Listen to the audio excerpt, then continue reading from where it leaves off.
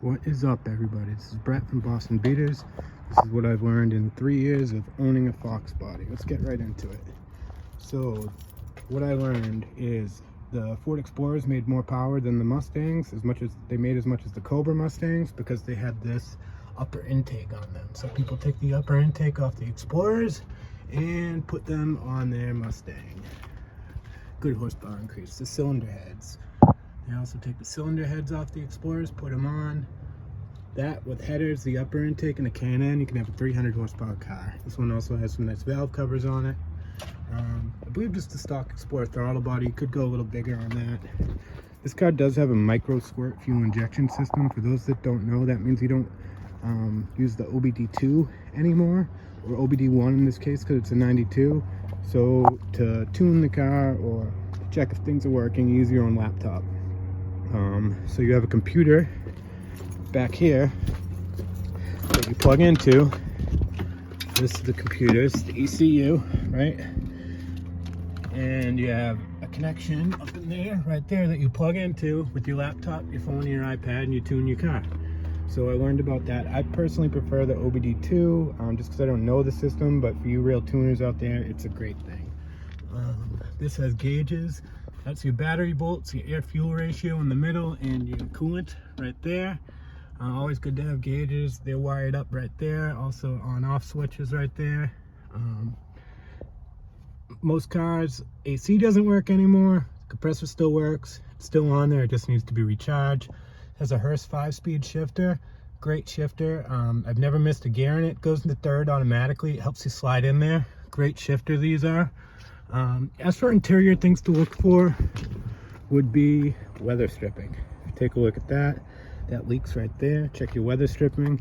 Sunroofs, they usually leak. Mine, I believe, used to before the last owner, but it doesn't leak for me anymore. Yeah, I see a little bit of damage from that from in the past, but like I said, it doesn't leak anymore. But check your headliner, check your weather stripping. Seats, lots of times they lose padding on the bolts of the seats right here. You can check your seats. These ones aren't ripped, which is nice.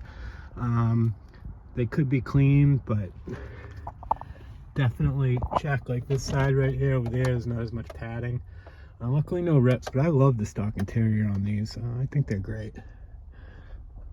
Let's see what else we learned. So if you put too big of a tire on these and you drive hard, the car will squat and it'll chip all this right here. Car squats, goes down into the rear wheel and gives you little lines like that right there. I think you can just barely see it. These are new tires, so you can't really see it too much, but right out there's a line. That's from the car squatting, taking off hard. What you do is take a wooden baseball bat, put it between the fender and the tire, and roll it, and that makes it so the fender comes out a little bit and then can clear the tire. Let's see, what else did I learn? This car needed a clutch. Most people with 5-speed Mustangs obviously beat on them. Clutches are pretty easy to learn how to do. You can do it on the floor, you can do it on the lift. No problem with buying a car that needs a clutch. This one still has drum brakes in the back. Some of the older ones still have drum brakes. Also has 4-lug. Some people convert to 5-lug so you don't break axles or anything like that, but I stuck with the 4-lug. You can still make tons of power and have 4-lug. It's not a big deal. It really isn't.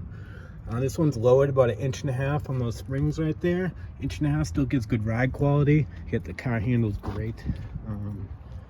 And yeah, that's about it.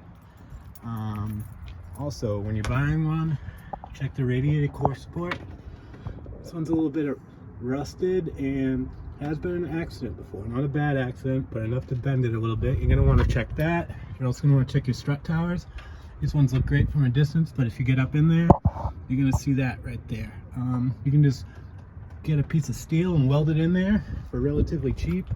Unbolt the headers, take the brake fluid reservoir off, master cylinder, and you can get in there and weld, put in a piece of metal, not a big deal.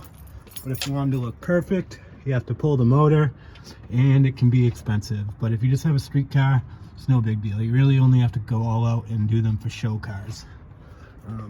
What I also learned is that they don't hold the weight of the car, the suspension does. And it doesn't go side to side, it only goes up and down. and I haven't heard of anyone that's fully destroyed one. They can look bad, but they never actually break from what I hear. So I wouldn't stress the strut towers too much. They're an easy fix, and if you just want your car to be drivable, you can just weld some metal in there. It's not a big deal. No one's gonna care. Everyone sees this, you know. They don't see the strut towers. They really don't. And I don't really care. It's really not a big deal, you know. Slap a piece of metal in there, weld it in, they'll be fine. Even if you don't, just drive the hell out of the car, it'll be fine, you know. Mustang life, it's no big deal, you know. Only the real nerds are gonna say something. Who cares what the nerds think anyways? But yeah, that's it. Thanks for checking out my car. Hopefully I can sell this thing soon, and we'll get Project Lincoln Mark Late going. Instead of the Mark 8, it's the Mark Late, because I've been planning on working that car for about a year. Got a 4.6 Cobra in it, motor stock.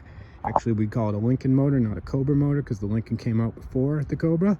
But yeah, that's going to be the next build that I'm going to be doing. And thanks for watching. Peace.